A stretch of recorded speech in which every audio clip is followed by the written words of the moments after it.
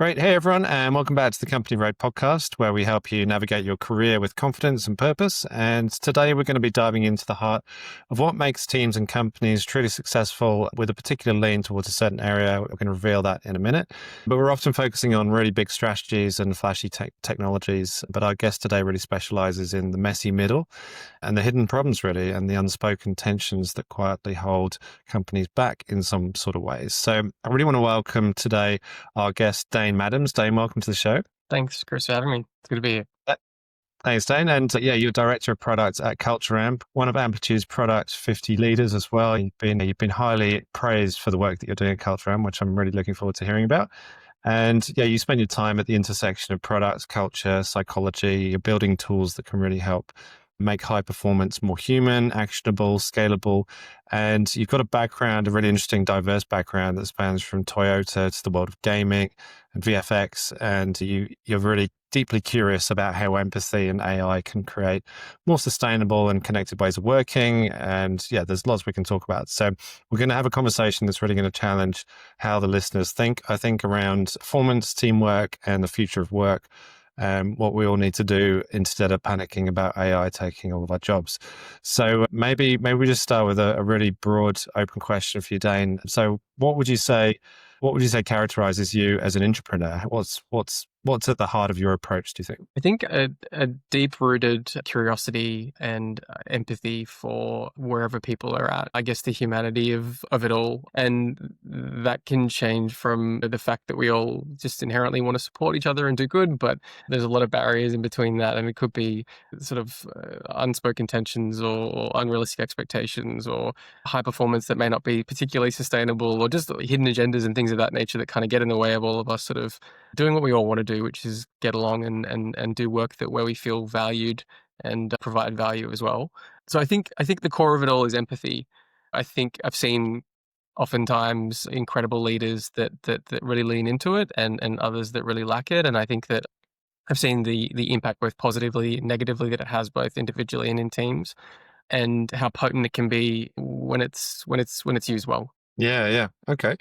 And where did your curiosity or passion for empathy begin? Like, do you feel like it's something that you picked up when you were a child, or do you feel like it's something you've learned along the way? What are your thoughts? I think I've always been really interested in this idea of like attachment theory, and like you have individuals that have relatively high EQs and others that may be a little bit different on that spectrum, and a lot of it relates to obviously how we grow up and what our environment and what the world is around us. And I think particularly having a little one, it's been front of mind, and it's this kind of psychological concept that you have this idea of safety, and you bridge out and you explore, but you come back to this home, and how the home kind of responds to you, whether it's welcoming and nurturing or whether it's distracted or a variety of things, will determine generally how much you want to go and play and explore.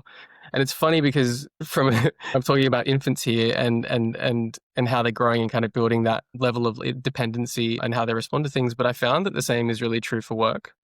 I think oftentimes we have an environment in our workplace where we may absolutely be able to play and explore, and it might be completely untethered and we go too far. We could have boundaries that are realistic, and other times there might be too many sort of hand slaps where it's like, you're experimenting too much, come back. And so you sort of keep the blinders on. And I feel like the balance is really important, particularly kind of from a management perspective, of being clear on kind of what the expectations are, maybe what the guardrails need to be, but offering a sandbox that people can play within without feeling like they're either not allowed to, like inadvertently or not. Yeah. I mean, I feel like I definitely feel that. And I get that workplaces can feel very constrained a lot of the time. So I think your analogy is spot on. You've got a young child, and congratulations on that, by the way. But feels like that there needs to be more kind of structure around how to unstructure things sometimes, and kids play and toys and all of that. It really helps. So what kind of kids' toys could we take into the workplace, do you think, that would help mess it up? Yeah, I think it's really AI prototyping is front and center at the moment. I think previously we'd have to work closely with different team members, particularly designers that are usually incredibly busy, to be able to spit up maybe an advancement from a wire prototype or a SketchUp that maybe a product manager was building. But now the ability to be able to, like with Claude Code, for example, spit up a working prototype that can illustrate an example and kind of build clarity around what the future vision of what you're creating could be, I think is incredibly strong. And I think in the product management practice, that's the biggest area of play that I'm seeing. It's just oftentimes AI generally can feel like you're playing whack-a-mole, where you will kind of like hit one and then three other problems will pop up and you'll hit the others and then there's more over here. And so that kind of context window is limited and it's quite difficult. So I feel like using it as a concept or like ideation creator to promote an idea is a really easy way to play and experiment and come up with different sort of ideas that I've been sort of tinkering with a lot lately and seeing a lot of success with the teams as well. Yeah, I suppose that one is a good one because it sounds really playful in that it'll just give you some options and you throw it in and it'll give you something back. But I know from in practice, it actually requires a little bit of a method. And what's been your experience of setting up in a way that can create more playful outcomes, do you think? I think building, say if we're talking about maybe teams, for example, building a level of AI competency where not only do you have maybe an expectation of like what the AI competency is for the team around you, it could be for a product manager, again, just being able to use AI for just coaching or rapid prototyping. It could be using it to generate different comms plans for different demographics or teams or markets and things of that nature. But just like setting some I guess a rubric of what that is, but then offering the support and the clarity of what that could be, whether it's course content or like, for example, at Culture Amp, we bring in new speakers from different companies where we may use the tools of. An example could be Miro, and offering our teams an opportunity just to explore what the latest and greatest features are, and even the kind of beta features that are currently not in market of what we can think of in the future, and sort of just pushing that.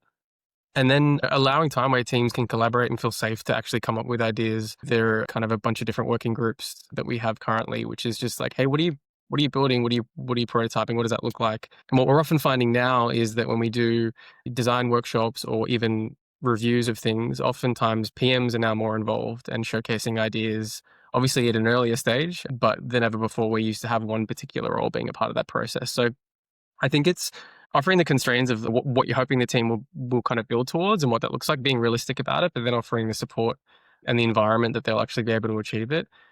I think the other thing is and then just like not letting your hands off the wheel and just being like, hey, like we've got a rubric that will determine how you succeed, and here's some resources. See you later. We just expect you to keep doing it, but treating it like a muscle that you continue to build and checking in on it and making sure that it's growing, because the acceleration of, again, like ideation and is kind of can't really be ignored. And I think it is what everybody else is saying. It's kind of this future that we're all a little bit scared of, a little bit excited about. But I think going along for the ride is more important than not. Yeah, for sure. No, you made some really good points there. I think there's definitely a real big difference though, isn't there, in terms of learning technology. It's not like you learn it as a skill and then it's done, which I guess may have been the case if you were learning how to do PowerPoint for the first time or any of those kind of software packages traditionally. This feels like it's a more immersive and a more it's expansive because it's ever growing and ever changing. So it feels like there's more of a toe in the water at all times type approach where you're just going to have to tune in and you've got to take that on yourself. I guess the question is, who should be making those conditions right for people to learn, and what's the best way of doing that, do you think? Yeah, you're right. There is I mean, like with technology, obviously it always expands beyond. Usually the market has to catch up to the technology, but we're in a different era. And I think for me, it comes down to playfulness. I think that ultimately I've really found in the last sort of 6 to 12 months, that sense of just like quirky playfulness and pulling things in and experimentation is more rewarded now than ever before. I think if you start experimenting with PowerPoint a couple of years ago, you just, it has certain limitations and there's only so far you're going to be able to push it until it breaks. But I think the ability to conceptualize things and just have fun with them, I feel like is the key to keeping up with the growth of the various different products that are being released. I think there's this saying, and we hear it a lot, but it is true, and it is that the version of AI that we have at the moment is the worst version that we'll ever have. The one we wake up to tomorrow, I mean, arguably with GPT-4 and 5, I know that there's a lot of conversations of which is actually better, but like objectively, it's getting better every single day. You can see with the release of Sora recently, and even with sort of Gemini and so on, that that there's always something to learn and do and experiment and play with, and always something new to kind of push the limits on. So I would say probably that playfulness and how that links to growth and curiosity for sure. Yeah, definitely, definitely. I mean, it maybe leads on to another point, which is around the diversity of work that is required from somebody in a particular role at this moment. Obviously, a job description is there, and it's almost your ticket into an organization. But then after that, what grows and then what evolves, it might end up being something that's slightly different, or maybe as a subset of one of your responsibilities, you're going to have to be doing X, Y, Z, and it's going to involve AI, and you have to join this workshop or this brainstorming and have to come up with some ideas yourself. So it's not kind of written to the letter is the point. And I feel like there's a real kind of interesting area around the diversity of experience that's probably evolving, like the kind of blurriness that's kind of happening within organizations, particularly at enterprise level, where in cross functionally, there are still pockets of deep subject matter expertise, but at the same time, there's this kind of like broader awareness. Everyone knows a little bit about human-centered design or CX, and a bit about products, and a bit about pricing and the commercial aspects. It feels like there's this kind of like generalist opportunity, but also a diversity of skills that's developing from it as well. So that skills stacking aspect that's coming up, are you seeing that in people within your teams, and also in people that are coming through in the market? Is that a trend, do you think? Absolutely. I think what I'm seeing in the market currently is that there's this kind of like overarching management layer that's sort of starting to flatten.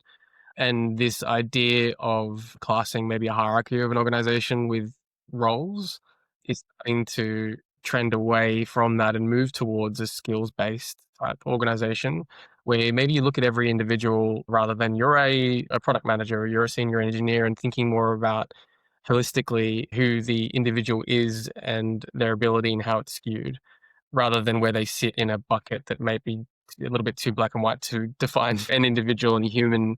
For sure. Yeah. I think one thing that AI is doing really well is giving people the ability to do much more. And I feel like if you have an interest in more spaces and then suddenly you have the ability to do more and more spaces, that coverage, that breadth becomes more important. That depth becomes, yeah, because it depends on what you specialize, obviously. But yeah, as you said, I used to work in visual effects, and you'd always hear from generalists who did a bit of everything. They do a bit of animation and modeling and texturing, and they would always feel like they could never do any one thing and specialize in it, almost like it was a burden.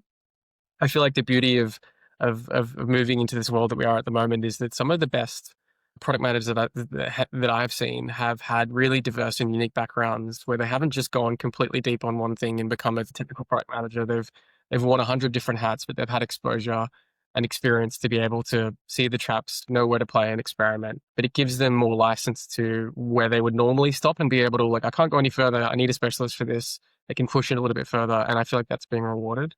But absolutely, I think like skills-based roles and organizations are becoming. Yeah, yeah. Okay.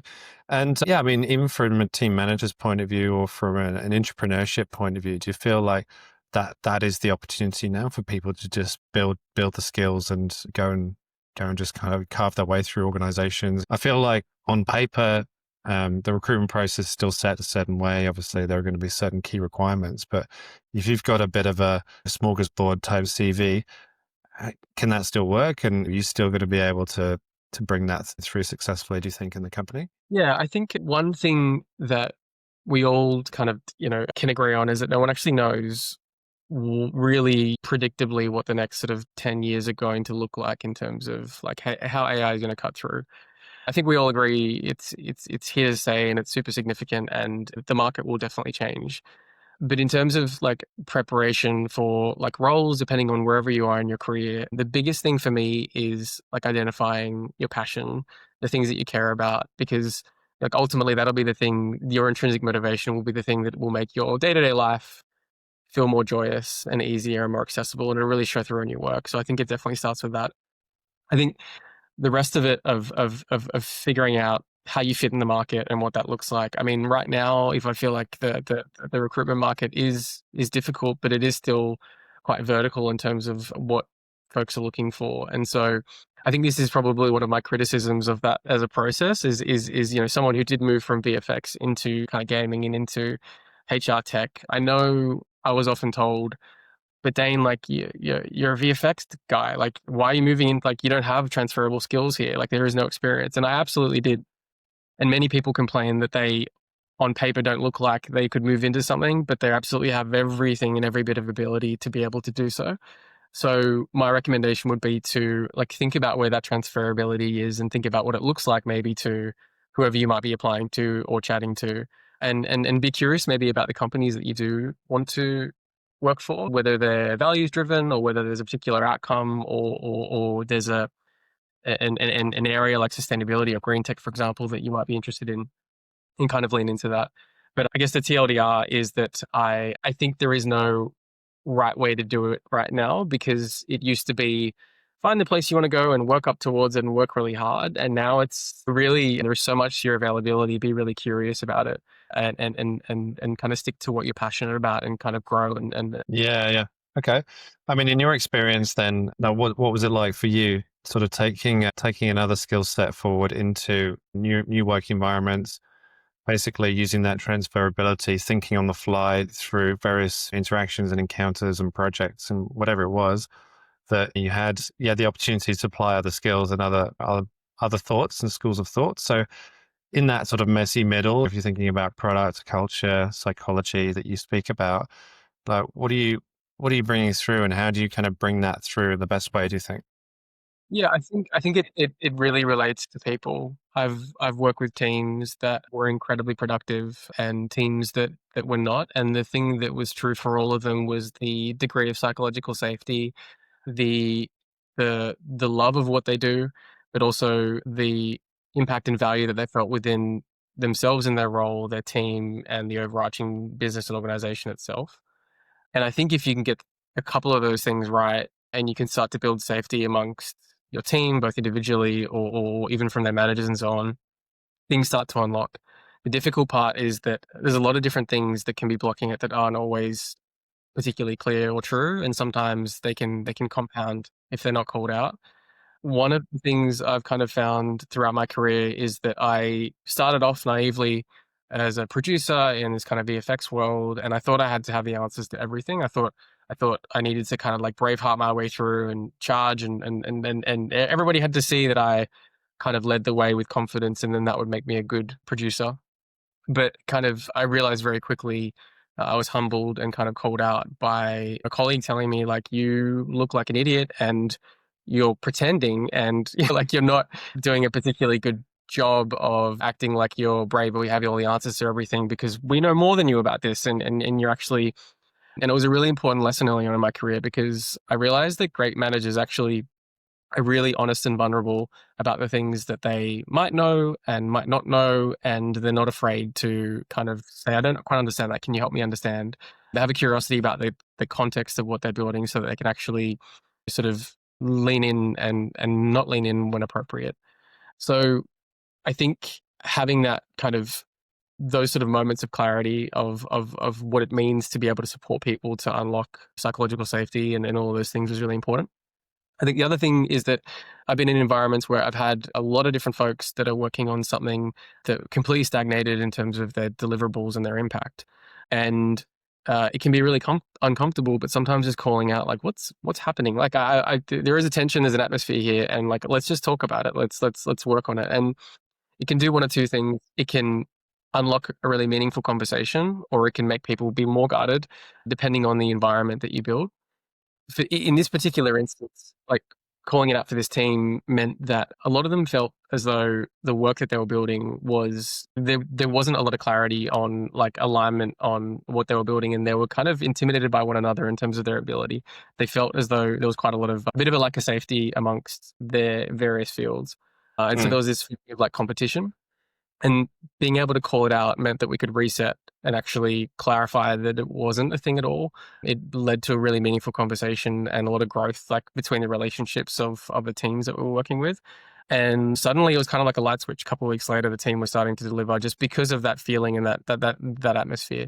And no two teams or situations are ever the same. Like the problems or the blockers that are getting in the way of them feeling a sense of belonging, or something that's kind of like a bugbear in that situation, is usually different. But I think the ability to identify it, work towards it, and be just really open and vulnerable about what you're seeing, and building trust in a relationship is probably one of the biggest, I guess, transferable things that I pulled across a bunch of different industries. Yeah, okay. And what's working for you well in that space, a particular culture amp? You got certain like rituals or practices or ways to kind of get that going quite openly, because it feels like otherwise it might just be on the individual just to say, I need to empathize with you. I need to be aware of my team's skills. I need to know them at that level so that I can bring that into my own sphere of understanding and into my work as well. But yeah, what's working, do you think? Yeah, I think it's great because obviously being in a HR tech company, that mission is literally to help support folks and make a better world of work, is that we do really care about, like, we're sort of working on our own product and implementing in what we do. And what that looks like is regular engagement surveys, get a pulse on how people are feeling, both within their organization, sort of, but also if they see themselves working for that company in the next couple of years, all the way through to their relationship with their manager. And that gives you a bit of a signal of, by demographic and group, how people, like, where are they at? Where, like, what is their engagement score generally? And it usually gives you impact factors around, hey, there's some things that we're seeing here. Like, for example, individuals feel like they're hitting a glass ceiling for development, or we feel as though there's a lack of alignment between this group and this group, is a trend that we're seeing across the board. And I feel like those signals are really strong because it allows you to sort of lean into the things that are impacting that team, that team. And it can change month to month depending on what happens in an organization or even the environment. A lot of people do feel unsafe at the moment. There's a lot of layoffs happening. There's a lot of uncertainty. And I think that impacts all of us in the back of our minds day to day at work, and how we see things. So we're a little bit more kind of skittish when things change in an organization, for example. I think as well, we've got generally a trio associated with each camp and team, we sort of call them. So you've got a design and engineering and a product lead that sort of oversees a lot of the effort that happens. And that kind of ladders up to a director level across an entire camp that might have a mission. And that kind of leadership trio really cares about those things, those check-ins, not only from an aspect of capturing that information, but also identifying the actions from them and then meaningfully communicating what we're doing about them. So checking in with the team regularly, creating outcomes, and checking in and building towards them to show that not only have we listened, but we also are going to do things. It's not just going to be a tick box exercise and we've heard you, now go away. The other thing I think is, one thing I think we do really great is just demoing, and kind of going back to that idea of like playfulness and prototyping. A lot of the teams will have a demo day where we'll just run through what we're building and chat about it, and things of that nature. Yeah, okay. So it's almost like building the kind of emotional interactions around some of the rational, process driven check-ins. It feels like, I mean, the data's there as well. That'll kind of take maybe some of the emotion out of the first. If your manager is seeing their team's engagement on a piece on the screen or whatever, then that's kind of like statistical. So it feels like there might be, these are the facts. There might be a more rational response because you're presenting it in a rational way, but then using some of the other interactions, the one-to-ones, the softer, softer cultural initiatives to basically add to that, explore it further, and then use it as an opportunity to connect rather than it being like, we've seen this and this is what we think. It feels like it's less observed and then dictated. It's more about including people through the process a little bit. Is that what you're saying? Absolutely. Yeah. So there's this, we all hear the saying that somebody is much more likely to leave an organization because of their manager than their Yeah. organization itself. And it's true, like statistically, it's true. And so building a cadence where you set a structure in an organization where you have meaningful one-on-ones regularly, like regularly meaning like every week or fortnight at a minimum, where you lean in and build that environment of psychological safety. That doesn't happen overnight, but it could just be like, hey Chris, how you going? How's your week? How are things looking? Can I help you? All the way through to, I'm going to proactively help you because I know this is going on in your life, and here are some things to make your life a bit easier. Or let's keep building it.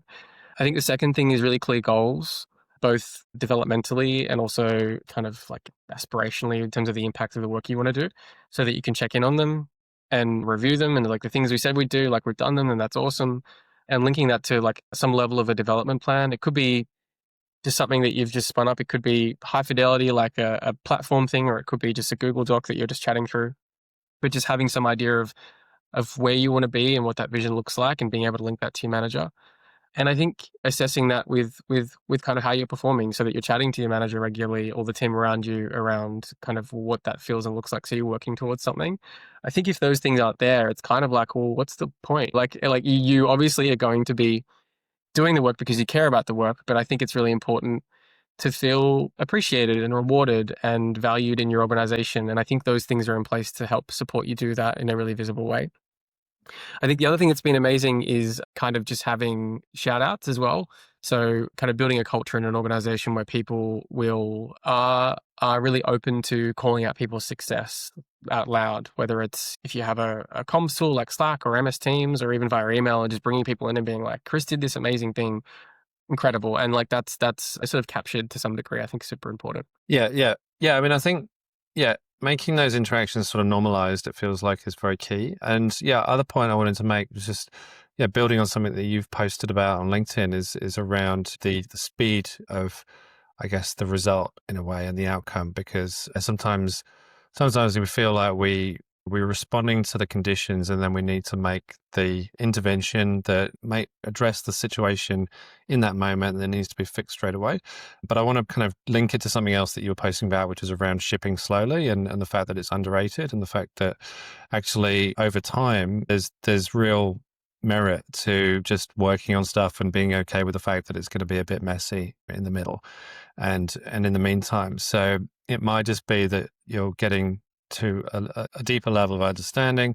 It might not be that you're going to resolve something in that exact moment, because it's going to take time to fix, and just being okay with that. So is that kind of philosophy running through your own management approach? And is that something that you found to work yourself? Totally. I think no one works at 100% of the time. It's completely unrealistic. And everybody has their own level of, there are days where I struggle because I haven't slept all night because my baby's been up, or it could be I've been someone cut me off in traffic and I just had a terrible day because of it, or whatever reason, and I'm just in a grumpy mood. And I think sometimes we forget that we can become obsessed almost with this grit and this determination that we often hear on LinkedIn. It is completely unrealistic. And the idea of sustainable high performance, which is what I think is becoming more and more common, is the idea that I've been in roles where I've been really, really good and super high impact, and I've gotten high performing all the time. And I've been in roles where I absolutely have not been at all, and I've been out of my depth entirely. And the things that were different for that for me were environmental factors, as well as my ability and skill set for the thing that I was working on. And I've seen people that are completely skilled just in the wrong fit at the wrong time, and things just don't line up for them. And I feel like being realistic of that, rather than kind of black and white of like, nope, this isn't an appropriate fit for you, I think is super important. And I think being someone on the receiving end of all of that, I have a lot of empathy and complete understanding for everybody who is just, and this is everyone that I've worked with really, which is everyone just really is trying their best.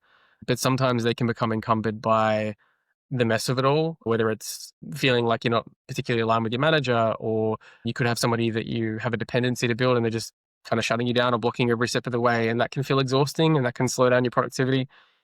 And that's not necessarily your fault. And I think the way you collaborate and work out loud about it is really important. So yeah, I think it's really important that for me that folks don't get too caught up in this sustainable high performance, meaning everybody is going to be just smashing it, delivering it, and always achieving this high performance expectation every step of the way, because it's completely unrealistic. And people have their moments at different times, but I think adding an environment where they can succeed and adding some structure and goals around what it could look like is super helpful to determining what that could be, for sure.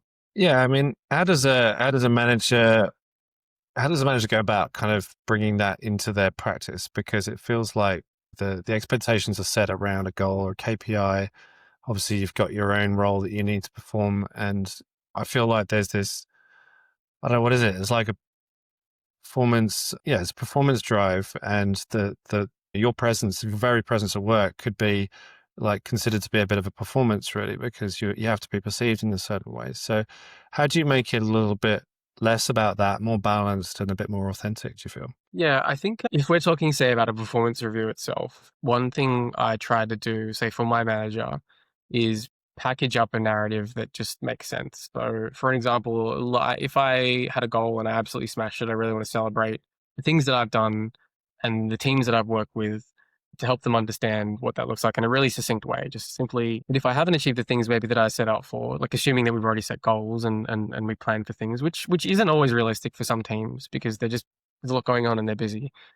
But if I haven't achieved those things, I tend to add some reality around why and quantify it. Like an example is like the market has changed for a variety of reasons. And we did this to try to counter it, but we didn't hit rather than I just didn't hit my KPI and I tried my best. So I feel like qualifying it as best as you can and kind of packaging it in a really clear narrative really does help kind of the team around you kind of grok what's happening. I think as well, even though it sometimes feels unnatural because you kind of need to rush to the next thing, is like having an actual retrospective of the things that you've delivered and trying to learn from them and apply that knowledge to what you're building next. So you're measuring, you're learning, and then you're kind of progressing because oftentimes some teams have the luxury of a retro, some don't because their team sizes and so on. But I definitely recommend it's prioritized because it can just be a conversation of what did we do well, what didn't we, and what can we do next.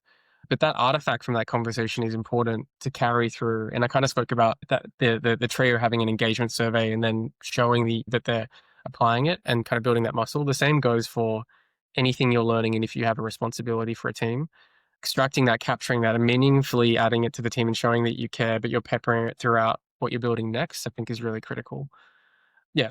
Yeah. Okay. Yeah. Yeah. All right. So lots of things. And yeah, I mean, in implementing that, has anything else come up for you that you feel like would be worth sharing as well? Yeah. I think some of the most successful relationships that I've built in a work environment have started with calling out a uncomfortable reality or an uncomfortable truth. And we speak about like post-traumatic growth of just like you might go through something together that could be really difficult and you either grow or you experience trauma and you separate and you don't want anything to do with that person anymore. I think the same goes for those situations. And I've really built strong foundations with people just by being brave and calling out something and kind of maybe dispelling an assumption that they had about me. Or I think one of the biggest dangers is just leaving things being unsaid. And sometimes I totally get like being in an environment in a workplace, you can't constantly just call out uncomfortable truths everywhere you see it.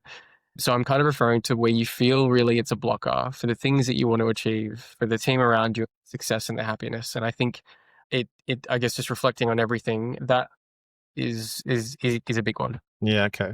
Do you remember like a particular time when that would have happened where you had to call out an uncomfortable truth and it just wasn't, maybe you hold it for a little while in the meeting and then you've just got to say it? Do you feel, has that come up for you recently, or can you think of a time in the past?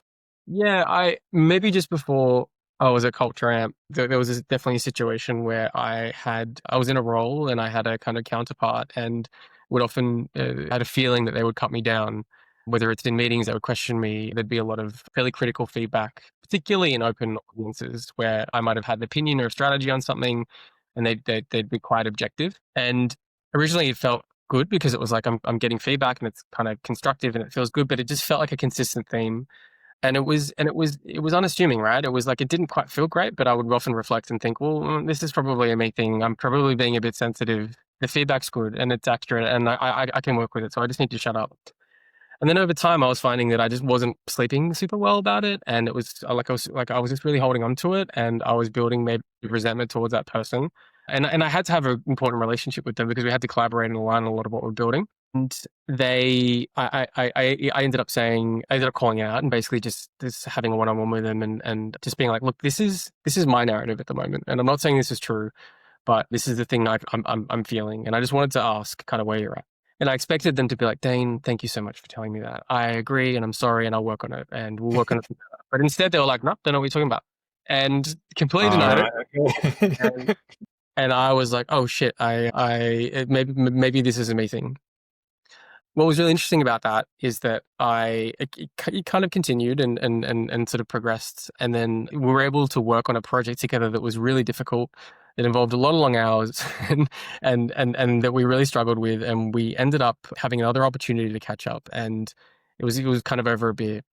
And I asked the same question after like a lot of chaos, that where the enemy was maybe over here and not between the two of us. Yeah. And it kind of called out the reality that they felt like I was maybe going after their role. And that wasn't at all the case. But there was maybe an assumption on the way I was responding and the way that I was acting and what I was putting forward that made them put their guard up.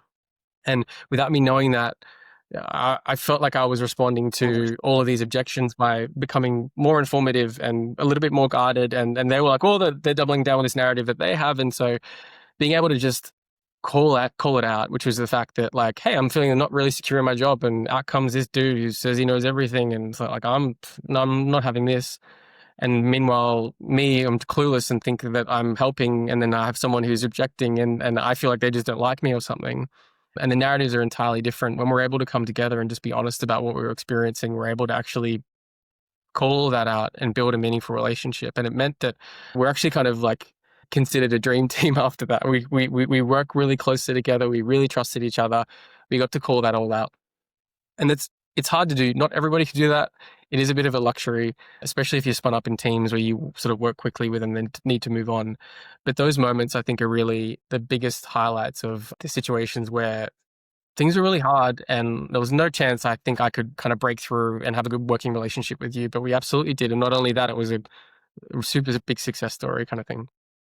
Yeah, great to hear. Yeah, I'm really interested in this story because it just feels like it was the timing of that conversation, the point that you raised that kind of prompted the subsequent deepening of that relationship. In a way, it felt like that unlocked it all because you were happy enough just to be a bit more upfront about it, which I think we could probably all have more courage in certain work situations where those conversations could be had. So having that, but also getting the timing right is pretty key.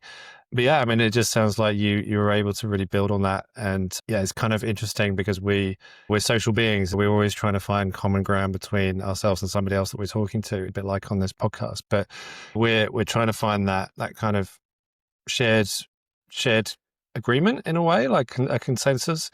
And yeah, if you're doing that in a work environment, then obviously some people are going to think, well, you're talking in my language, but why is that? And what do they want from it? And why are they asking all the questions? And if they're doing it in a fairly organized way, and if it's in a workshop, then it could feel threatening, right? From their point of view, it could feel as if you're moving into their land, and that doesn't always fly so well in the corporates and in those organizations. So yeah, I think it's just one to be aware of, but it sounds like you managed it masterfully.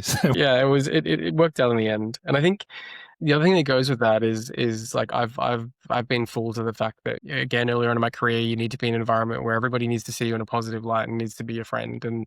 And I think that that's great. And I feel like it's important to be empathetic and kind in everything that you do. But sometimes perception is reality, and somebody might just meet you and have a bad vibe, and that's just it, and Yeah. or you may make a decision that impacts another team, and you're not seen in the best possible way. And I think as long as you're explaining what's happening, you're talking about the reasoning, and you're bringing the team along for the journey, and in moments where appropriate, you're capturing their feedback and applying it where you can. I feel like the reality as well of that you can't always make everybody happy, and you can't be in a situation where you might call something out and you're always met with warmth and understanding and vulnerability, because sometimes, even myself, some people don't necessarily have the self-awareness in that moment to be able to actually respond to the very thing that you're seeing. But I think rather than kind of building sometimes within yourself, being able to express it and have a meaningful conversation of it is really important. But as you said, timing and awareness is important, and it's a delicate dance. So. Yeah, that's it. Yeah. And I think it's just about recognizing your place within a more collective environment, which is the world of work. You've got to be not just performing for yourself, but for other people, bringing them up and really shining a light where you need to as well. You can't just kind of stick to your own KDP. can't stick to your own objectives and just kind of keep going. Yeah, it just feels like if you're kind of in tune with the failures as well as the successes through some of those and the bumpy times as well, then you're going to feel a little bit more transparent, and it feels like you're going to be probably more of an icon for culture. An icon might be a strong word, but it feels like you're more in tune with the culture because you see it for what it is, rather than always fighting against it, always saying, no, it's all okay, it's all on track. So that kind of false, presentation of information can happen a lot of the time as well. So, and people don't get the kind of real read on what the culture is. And that's why so many people are down in the foyer drinking coffees like it's going out of fashion. And yeah, there's a lot of kind of venting going on behind the scenes. So I think, yeah, it's probably healthy, right? We should probably do it more through the day.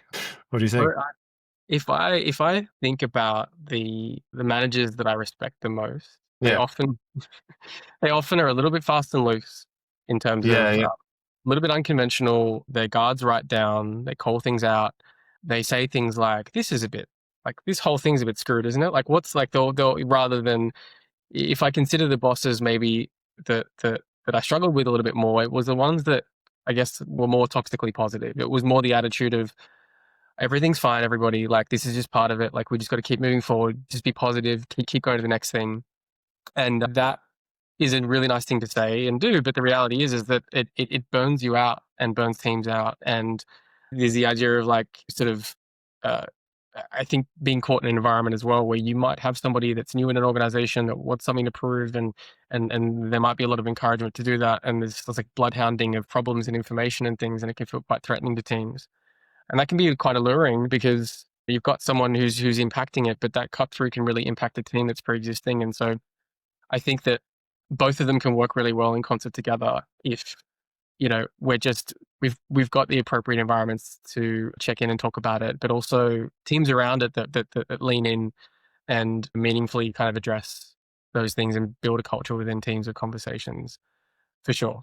But yeah, I tend to lean more to the management style of calling things out, being open and honest about it, and just moving forward. I think with that ethos rather than I don't want to hear it. Let's keep going. yeah, yeah. Nice, nice. Yeah, I was doing some government work recently. It's to do with neurodiversity and basically trying to kind of work with people in a team when they're in the state of flow. And this concept of being in a state of flow is kind of interesting for this because you've got to say, well, flow isn't always good, right? It's just that you got to follow it. And I think if we as employees, entrepreneurs, whoever we are, we've got to be in tune with the environment, in tune with surroundings. And if we're not in tune with that, then we're kind of fighting it. And that's where the friction, the distance, the alienation, the accusations come out. It feels like mixed agendas are at play. There's a lot of kind of toxic behaviors that can kind of emanate from that. So, yeah, I really think it's an important point to make. So, thanks for bringing that to life with the story that you shared. Great. Well, I think, Dane, we might leave it there. Yeah, I really appreciate you coming onto the show and telling us about all your experiences and philosophies in terms of culture and positivity and all the things that work for you. Is there any kind of one final piece of advice that you want to share with anyone else, entrepreneurs? What would be something that you'd say to them? Say, definitely do this today, tomorrow, next week, whenever. Yeah, I think it's kind of what we touched on in the beginning around playfulness and creativity. I think oftentimes we can use AI as a tool to kind of riff on ideas. But I feel like if you're not already like spinning up prototype, if you have an idea, even if you're in an existing role where there might be something kind of off on the kind of periphery where you might have an idea for another team that will be interesting, like spinning that up and taking that to that team and having a conversation just as a place of kind of leaning more into that creativity, I think is super important because it does help unlock exactly what you said, that flow state. I think oftentimes we just get focused on deliverables and the outcomes that we're creating that we forget to just play a little bit. Mm, And I think the only other thing I'll say, just because it's probably front of mind for me at the moment, but it's just taking stock of where you're at in your work environment. And I think we often lose sight of doing that and just doing a review of how you're feeling, where you're at, and the things that maybe you need to be true. And it could be something as simple as creating a plan of maybe some of the new folks within your organization you need to build a relationship with that could be outside of who you're already talking to, all the way through yeah. to conversation with your manager about something like a development plan or calling something out that you've been feeling for a while. But just doing an internal kind of audit of yourself and identifying the things that come from that you may need to follow up on and do, because I feel like we often forget ourselves when we're really focused in the work that we're building. But we are kind of more important than that because ultimately, if we're not happy and we're burning out and we're stressed and we don't feel safe, it's really going to show through in everything that we do. So the kind of the oxygen mask analogy, taking care of yourself before anyone else is really true, particularly in a work setting too. Yeah, brilliant. Yeah, thank you. All right, great stuff. And yeah, if anyone did have a question or if they wanted to just check in with you, where would they best find you, do you think? Yep, just on LinkedIn's probably the best bet. If you just search for Dane Maddams on LinkedIn, you'll find me. And yeah, happy to chat. Definitely. And yeah, for anyone listening, definitely follow Dane on LinkedIn as well, because he puts some great posts out there. Just really insightful, kind of unexpected stuff. So if you're in the entrepreneur space and you want to get any more wisdom, then definitely follow Dane as well. So thank you. All right, we'll leave it there. Thanks so much for coming onto the show, Dane. Thanks for having me, Chris. Appreciate it. It was a good chat.